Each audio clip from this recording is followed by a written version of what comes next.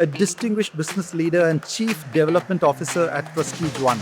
Talent is replaceable, good fortune is replaceable, but hard work and persistence are not. In my mind, definition of failure is not having tried enough things. If you're not trying new things and failing at them, that is failure. Sometimes what you think is a door closing, a blessing in disguise. Even if you're on the right track, you will get run over if you just sit there. I got there in January 15th. That was the date I arrived there. 30-degree weather, and coming out of the airplane is minus 35. That was literally the temperature. Living in Dubai makes you live with nationalities. Like I went to school in Dubai. We had 150 nationalities. Dubai, every single nationality is represented in this country. In Canada, there's a lot more priority to separating work from the rest of your life. I have my own opinions on what work-life balance means. I have my own version of that as well. I was planning on doing a PhD actually, but that plan fell through. I did get accepted, but something happened with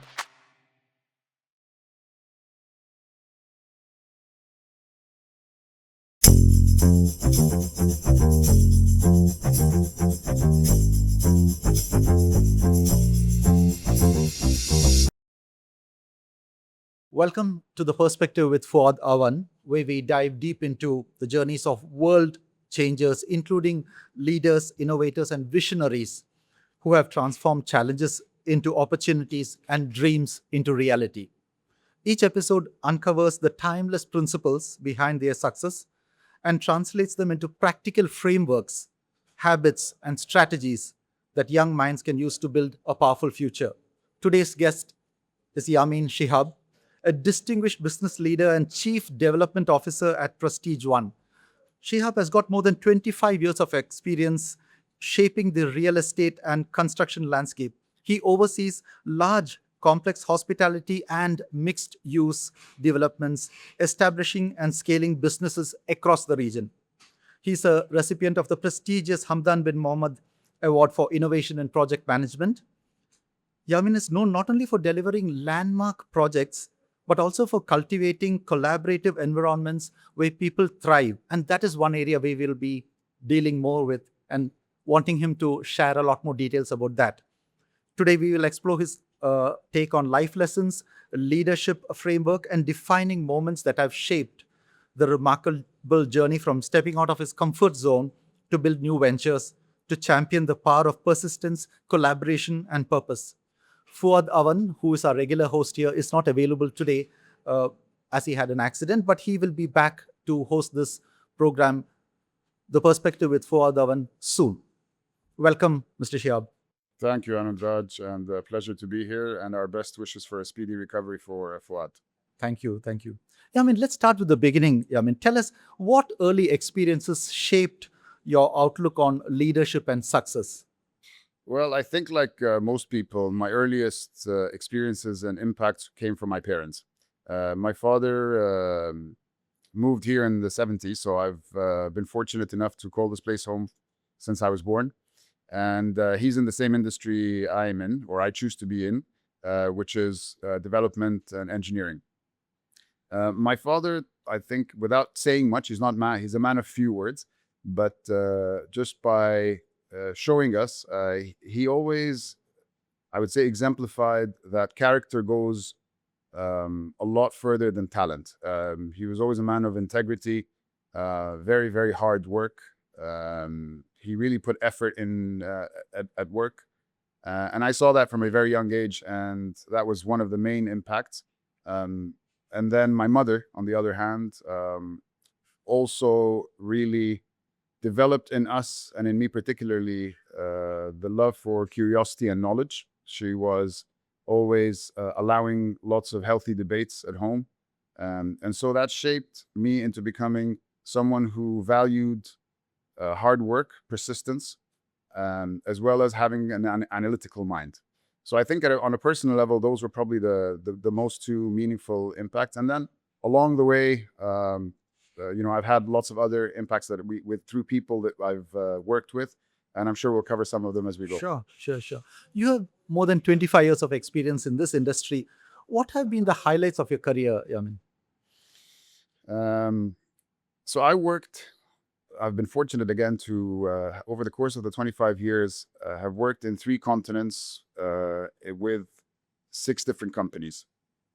So I would say every one of those companies and every one of those phases was a building block. Um, I would say I'd like to think that, I know we're going to talk a little bit more about my move to Canada. That was certainly one of the key highlights. But I've managed to also, I'm quite pleased to have worked, starting with a general contractor, moving into specialist contracting, then into consulting and project management, and now as a real estate developer. So having that rounded experience has certainly helped create who I am today and the perspective I have. And certainly there are lots of highlights in terms of the projects. I mean, some of the ones that I'm maybe most proud to have on my roster, things like Conrad Hotel in Sheikh Zayed, the metro stations, the Green Line metro stations was another one that was a very, very interesting project working with the Japanese. I learned a lot from that as well. Having worked in Canada and in Calgary on one of the most iconic buildings in that city, the new Central Library, which was designed by Snohetta from Norway. Also here with Elaine Museum. So I'm also very pleased to work on hospitality projects, but also cultural projects like museums and libraries also require a lot of, it's a different skill set because you're working with the public sector. Usually there's a lot of interaction with a very different set of stakeholders. So generally speaking, I found that I really enjoy working in projects that have a complex stakeholder structure. Very interesting. You mentioned about some of the landmarks like the museums that you worked in, the Dubai metro stations. Tell us about how it was to work with Japanese and multinational. Yeah, so that one was so we were a special at that time. I was a project director for a specialist subcontractor, and the main contractor was the Japanese Turkish JV. Um, the things that were really interesting to me, obviously, RTA is very, very disciplined client. And the Japanese, by definition, are quite disciplined. What did they teach you? What was the learning lessons there? Planning. They were very, very detailed about their planning. I'd never, until that point, seen the level of planning that I saw that main contractor develop. It was the first time I'd heard the term micro schedule. So they schedule, other than having, usually construction programs have baseline programs, critical path programs. The Japanese had really, they called it micro schedules, and it was really micro. So they would split the activities into a day, into almost hourly increments. So very, very detailed. And I came across them again in working with the Japanese on a large project in Canada. They were the equipment installer for one of the largest mail processing plants, and the same principles apply. So if there's one thing I took away from working with the Japanese, it's very, very, very detailed planning. Discipline, isn't it? And the discipline, for sure. Discipline, isn't it?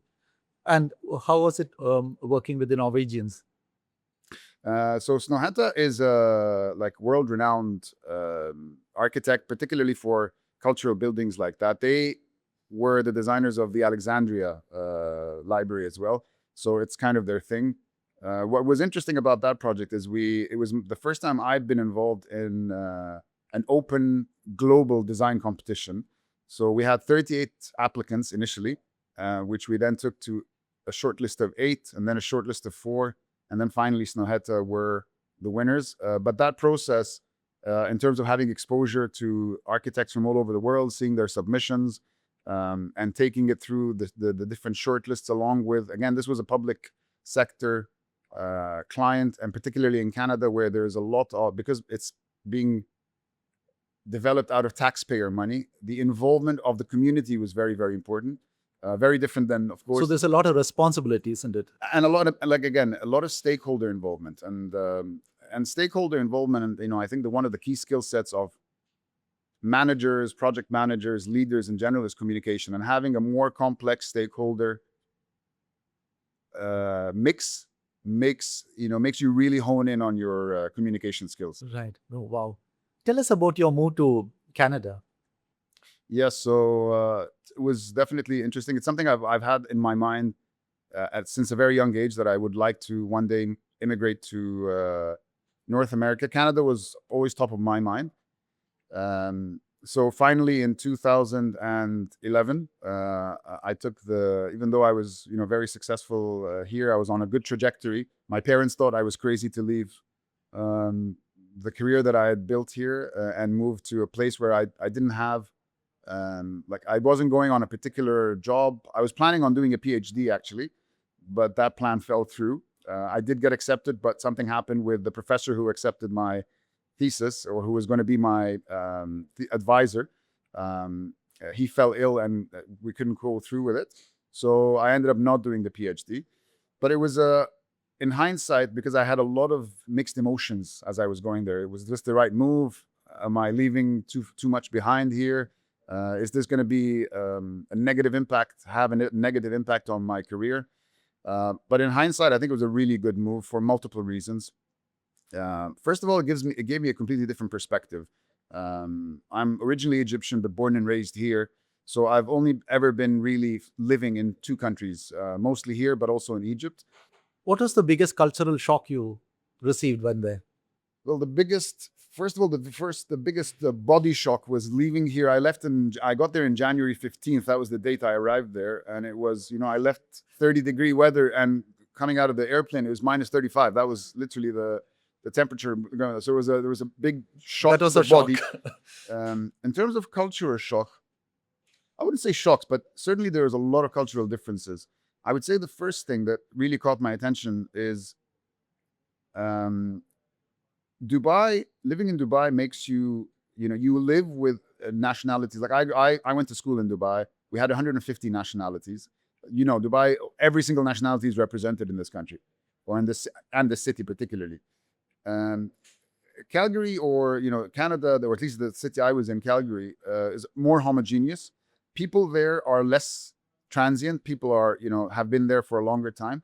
And I started to see that reflect even in the construction industry. So construction industry, for example, in Dubai and in this region is a bit more contentious, if you know what I mean. Like there's always the hierarchy of developers with consultants, with contractors, I would say isn't necessarily always built on trust. So the first thing that I saw on a professional level that was really interesting to me is how the market there operates on more trust. So, for example, typically a developer here wouldn't immediately trust a contractor, and vice versa. But over there, when I started, because I was working as a project management consultant, so I was working on the owner's side, managing designers, managing contractors, and in conversations, because of me coming from the UAE, I would always be second guessing what the contractors were saying, their programs, their variation order submissions. But the clients were like, "Why are you, why are you so mistrusting?" Well, we're supposed to mistrust. Be open. Because there's a lot more trust. And when I started to analyze this, it's because I believe, first of all, there's a lot more homogeneity. The society is a bit more homogeneous in terms of the demographic, quite a bit more, and people are resident there, so everybody knows everybody for like years. So I think that builds a different dynamic. So that was one thing, and I think the other thing that was interesting to see as well is the value people put on what is typically called work-life balance. People prioritize in Canada. There's a lot more priority to separating work from the rest of your life. I have my own opinions on what work-life balance means. I have my own version of that as well. But that was another thing that was interesting to see there. Let me cut to that. Tell me, what is your version of a work-life balance, a good work-life balance? I would say there is no one-size-fits-all.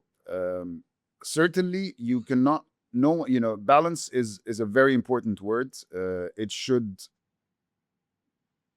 I would say, be at the top of everyone's approach in life, because everything in moderation, I would say, is good. So, but I also don't think work-life balance means working 40-hour weeks. I don't think, especially if you're an aspiring leader, or someone who wants to get to the top of their game. I don't think the limiting, because that was the understanding in Canada. It's we work 40 hours a week, right? That was the expectation in the corporate world, at least to the experience I've had. So I don't think that that's necessarily cutting it. I think the important thing is to give quality time to all aspects of your life. So you could still be working, 60 hours weeks or plus minus whatever, but as long as you're able to still create enough time to balance the needs of yourself, your family, the people in the community, and your self-improvement, and as well as your work, that's what's right. I don't like to put it into clear-cut boxes, yes, silos like that. Because we are on the topic, how do you relax? How do you take it easy when you are not working? I wasn't always a very athletic young man or young boy, but I did take up sports closer to my me turning 40. So working out has now become part of my weekly routine.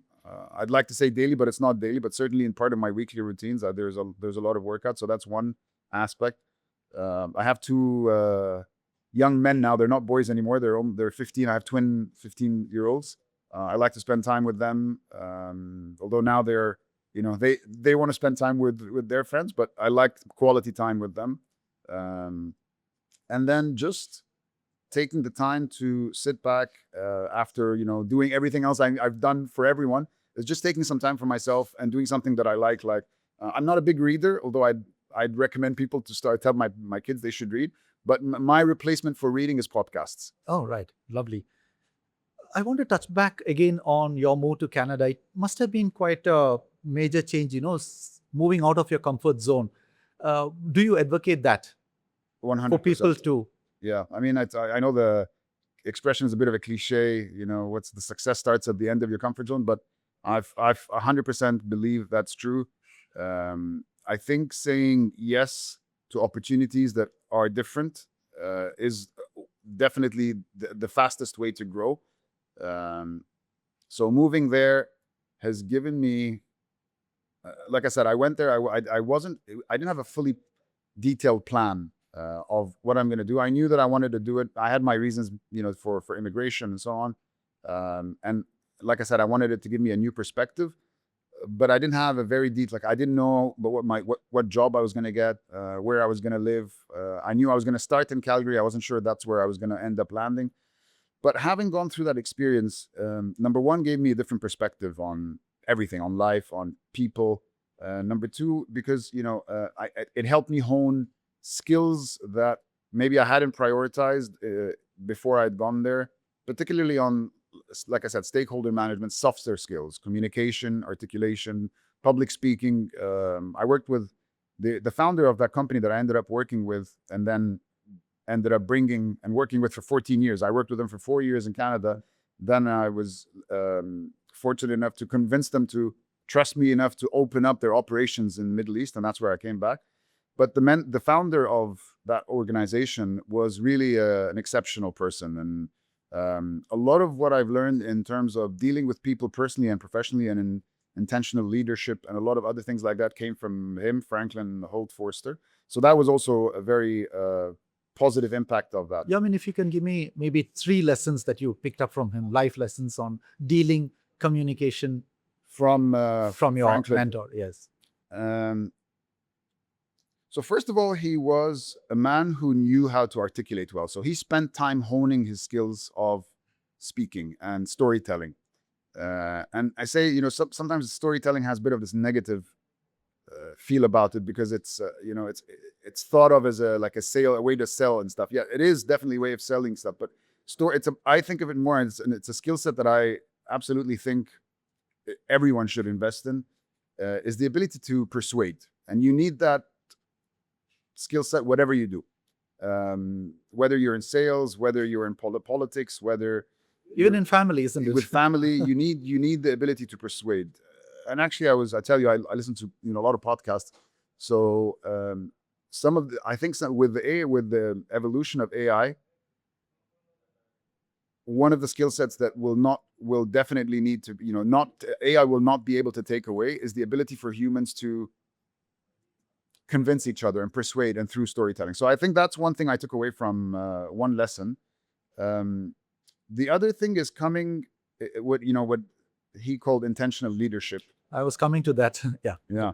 And that has a lot of angles, but essentially it's especially for people who are already in leadership positions is leading with purpose. So first of all, understanding what your values are, and really cementing those, and understand, trying to write them down, and almost know exactly what your core is, and then working always are from that principled perspective, and coming every day to work with with a clear understanding that what you do, every action, every word you do as a leader, and the higher up in the organization you go, the more impactful that the smallest word, the smallest body language gesture or hand gesture will impact a lot of people. So having that intentionality about every little thing you do, and with that comes also you have it's all about having good habits. So Franklin was also really disciplined about his daily habits. He had a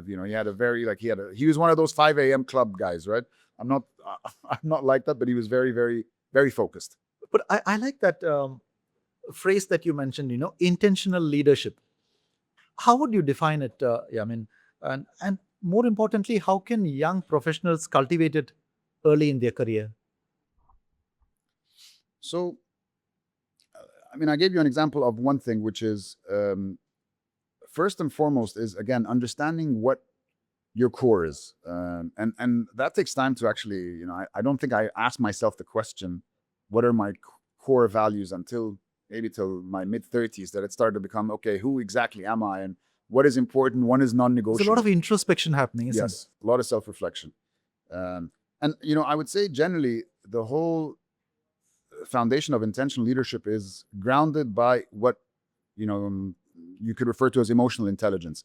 And emotional intelligence has a number of different levels, but it starts with self-awareness. The first and foremost is you need to be aware of who you are, and what makes you tick, what your trigger points are, and how to control them ultimately. One thing is knowing about them, and then the other thing is controlling them. So I think it starts certainly with to me, the I spent a lot of time in developing my skill set around emotional intelligence, through reading, through giving presentations.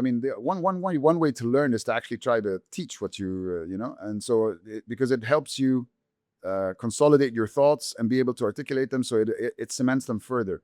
So I think grounding intentional leadership in emotional intelligence, and that also includes empathy, being Very important, isn't it? very important, listening, trying to really hone the skill of listening.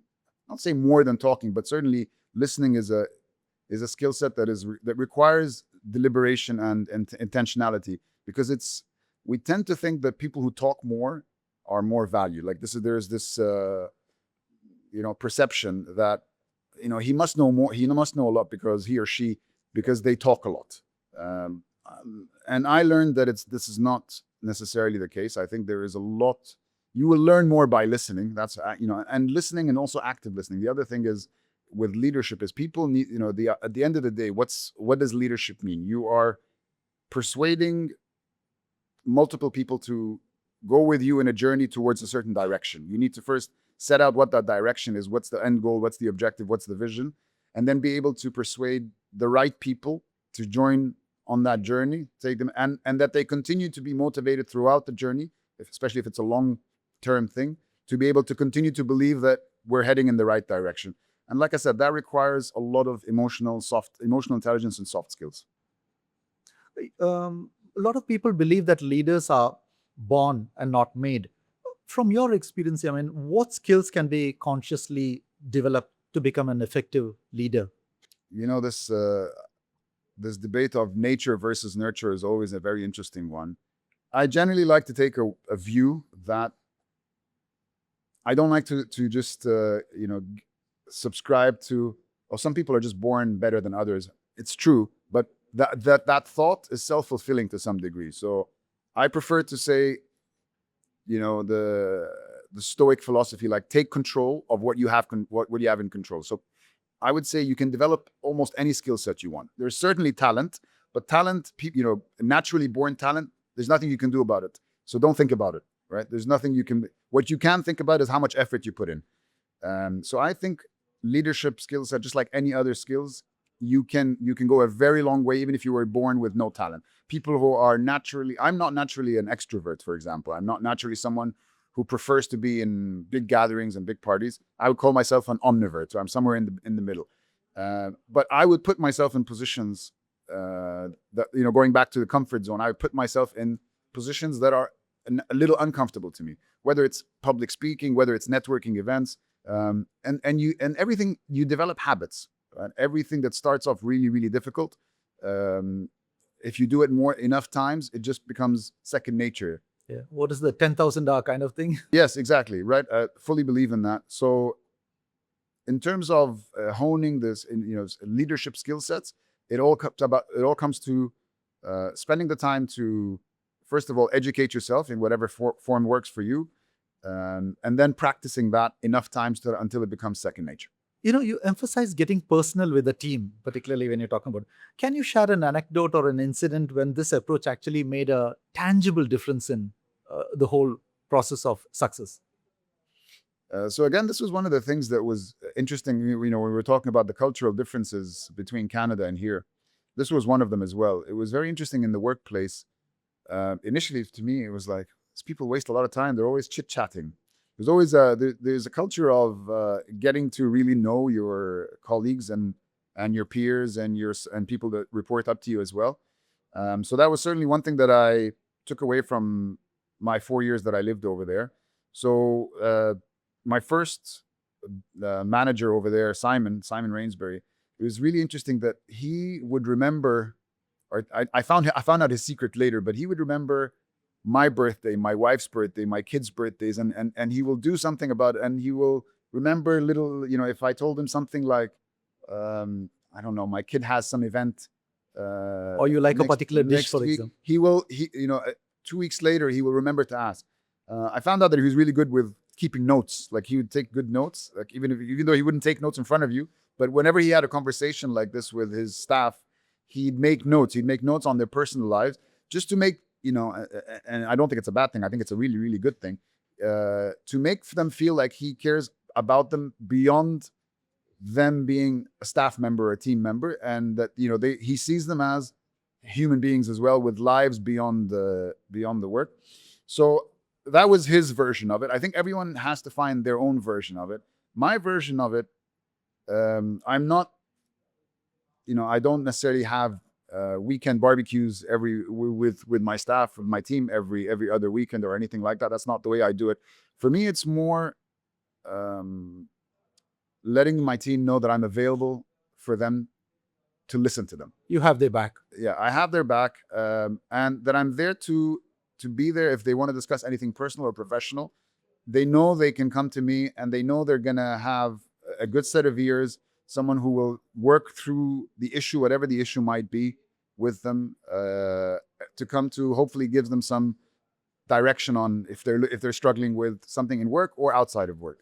So that's my sort of personal version of getting personal. I'm not for the oversharing, but I certainly like to also share with them. I think the other thing is breaking the barriers a little bit.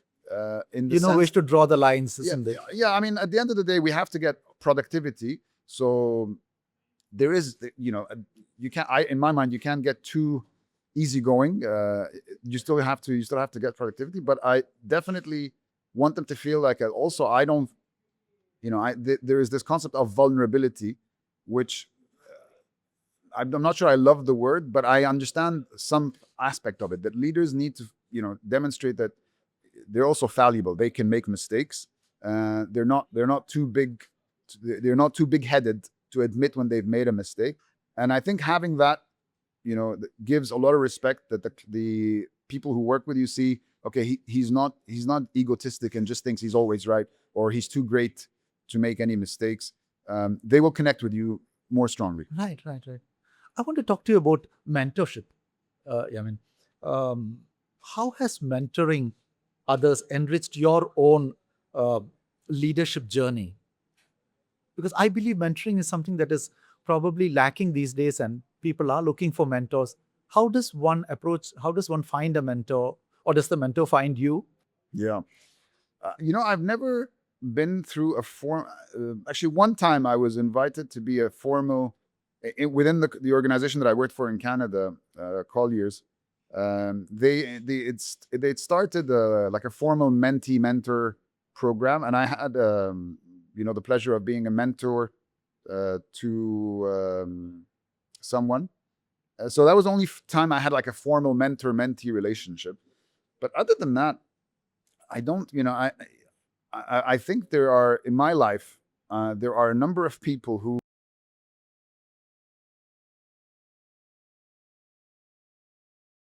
depending on the situation that I might be going through with, and it's really important to have that. It's having a circle of people that you can trust in different situations. So it's definitely something you need to build and refresh as well, because your needs change with time. People's even the mentors that you could consider, they will change with time. So I think that's important. And I've had a lot of people come to me like like I said, I like to say yes more than I like to say no. And I believe being there for, call it karma or whatever. I know the world is circular, and I think what you give, you sow what you reap, or you reap what you sow.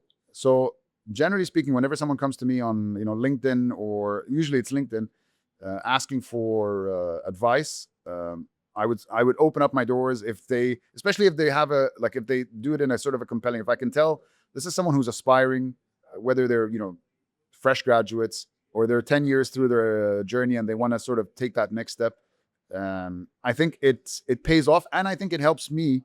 There's a bit self-serving as well, that it helps me hone again my own thoughts and ideas and leadership skills. So I definitely would recommend that you continue to always have a mentor or mentors, and always look for people who are looking up to you and saying, "Can you help me with this?" Because I think it helps you become a better person as a human being, but also as a professional. I truly believe that the more you teach, the more you are also learning, isn't it? I think that's the way I was thinking about mentorship particularly. But um, another interesting point while I was researching on you, I found that you celebrate small wins. Why is that so important? I mean, and how does it shape team culture? Yes, again, a term that I took away from Canada, not a term I knew from before. Um, well, I mean, we have, like, let's say, take real estate development or construction. Um, these are typically long cycle projects, right? You can start a project and it's a 3-year project. So if you're going to only celebrate once Uh, once the project is over, there's a lot of stress, there's a lot of burnout that's happening through it. So finding the opportunities to have those and I say celebrations, but you know what I mean. It's celebrating. Not just milestones on a project. It's also celebrating the right behavior. If you want to reinforce the right behavior within an organization, you want to make sure that you are positively reinforcing the key message. If one of our values is client satisfaction or client servicing, and we have an exemplary incident where someone did something really good and we got a call from that client saying how great this individual was, you want to celebrate that, because it starts to, those more than anything else, other than issuing vision statements and mission statements and values and all these I like that. retreats and strategy. Stories like that. If someone gives a call and someone gets recognized, like you get a call from a satisfied client, and the organization celebrates it, that sticks. That immediately sticks. That this organization values that aspect of the work. And it is appreciated and noticed, isn't it? Yes. So constant feedback. It's a way. So using small wins or celebrating small wins is a way to also have reinforcement of feedback, right? Giving constant feedback, which is that, and that's obviously the positive side of it. But in my mind as well, part of leadership is to also give quick feedback on things that aren't going too well. But that's, to me, the main thing about celebrating small wins is positive reinforcement on good behaviors, and allowing people to, like I said, have reasons to feel like they're performing beyond the sort of the ultimate KPI of completing a 3-year project. Lovely. I like those things, and I'm a fan of celebrating little wins as well. But Yamin, if there were two life lessons that you have picked up along the way that you would like to share with, and something that's going to help aspiring managers? What would they be? Broadly speaking, so just life lessons in general. I mean, respect. First of all, is that respect is a universal currency. Everybody expects it. Everybody appreciates it. So giving and expecting respect is, I would say, foundational to the way I operate with everyone. The other thing I would say is hard work. I don't think there is a replacement for hard work. Talent, certainly, like I said, but talent is not something you can control, so there's no point about thinking about it. And people who are advantaged by, their accident of birth, who were they born to in terms of parents or which countries and so on. All of those things are things outside of your control. So focus on what you have in your control, which is the effort that you put in every day. Fantastic. When you think about legacy, Yamin, what impact do you hope to leave on the people and organizations that you have worked on? It's instilling an environment of collaboration and trust, and where hopefully whatever organization, or more important, the individuals that I work with have taken away something from their interactions with me to say, this is how I like to be. Not exactly, but at least taking away, like I said, certain values of working together with people in a way that, we work in a very contentious industry, construction. So there is no shortage of problems every day. There's no shortage of heated debates and arguments and fights. But I think at the foundation of it is, everybody has to understand, like you have to you can do everything you need to do, but always from a place of respect, of mutual respect. So I would say that's one thing I'd like to leave away as a legacy. I would say generally, Andraj, it's making sure that I've left a lasting impact on the people, people that I've not maybe formally or informally mentored along the way, that they've taken something that has made their lives better. Focusing on self-improvement is something I try to practice before I preach, but I try to do a bit of both. And I don't preach it in I just think that every single day you should aspire to learn, marginal increments of knowledge. So to me, mostly more than leaving behind, obviously we're, as construction and real estate professionals, we're very, very proud of the projects we deliver.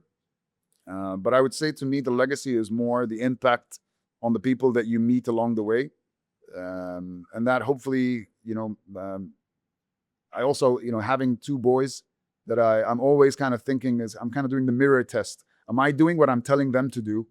And a lot of times the answer is no. To be clear, I'm not perfect, but I'm certainly working on always just on the self-improvement. So that hopefully that's my legacy, that I've put a good set of values, tried to my best to live by them, and spread the word a little bit, at least to my small community, as I did so. I want to ask you about the new projects that I understand that you have acquired a new hotel as well, and you have got another project just now.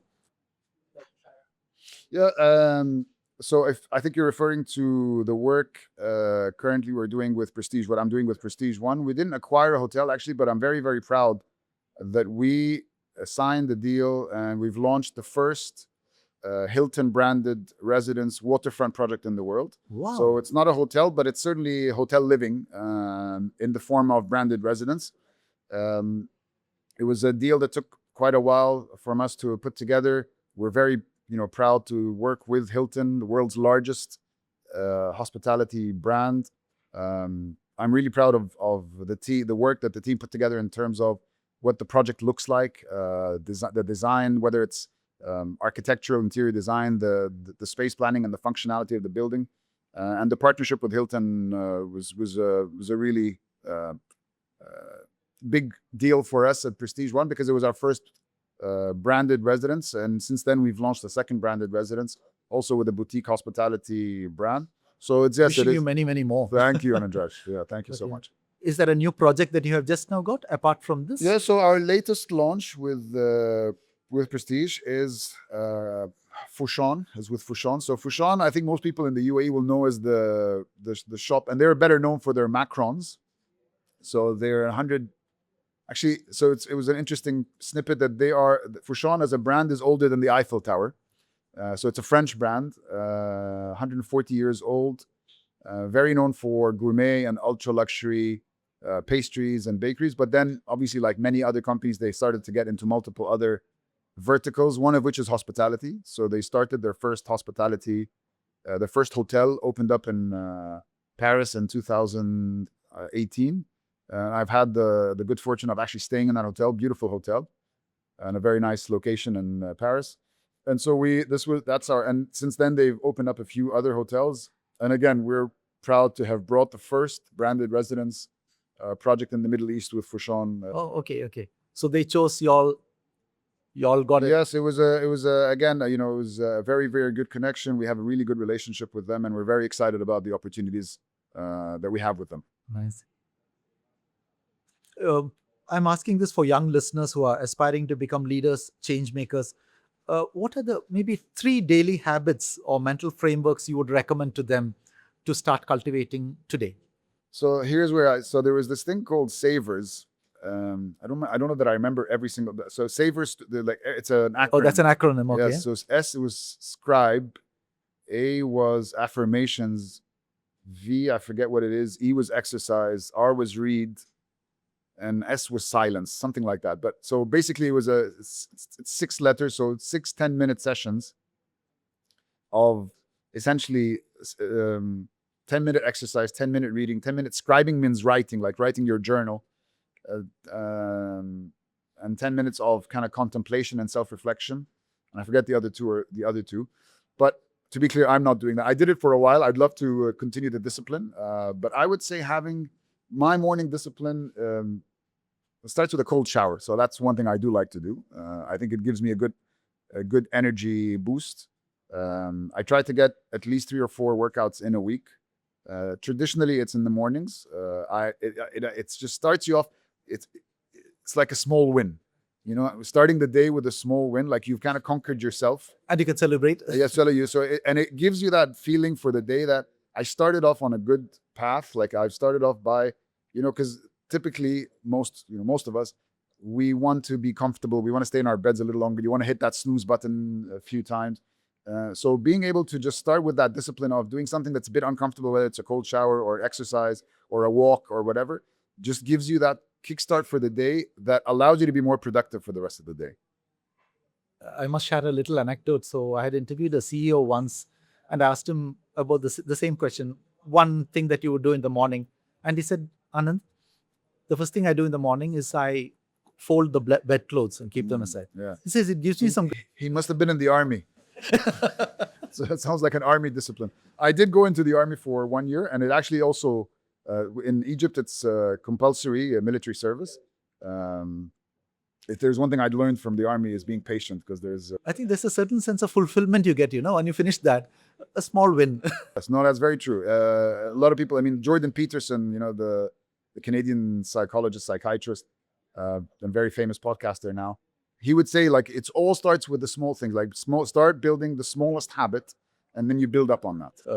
I want to slip into a quick fire round, a rapid fire round. So one word that defines your leadership style. I'd say principled. Principle. Okay.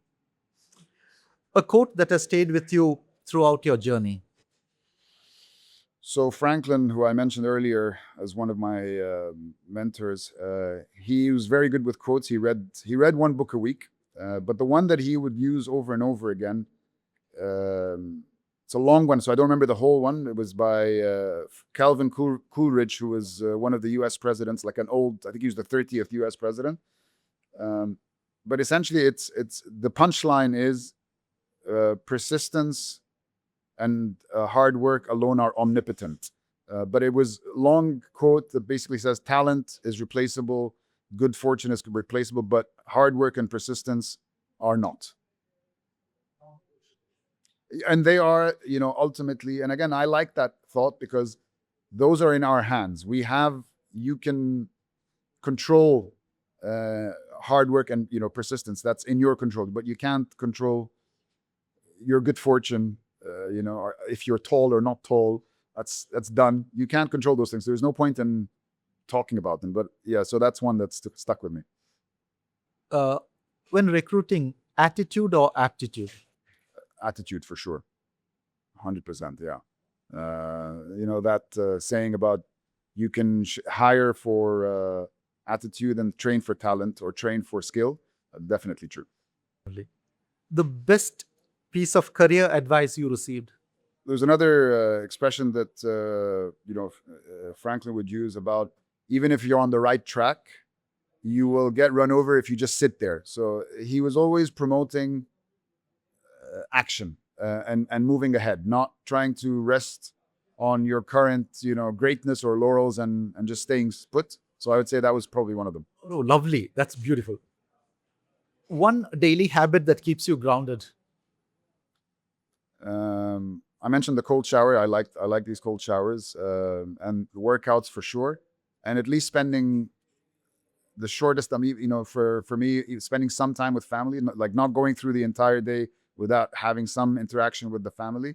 Those would be what grounds me, I think. Was there one failure that turned into a blessing for you, Yamin? So I think just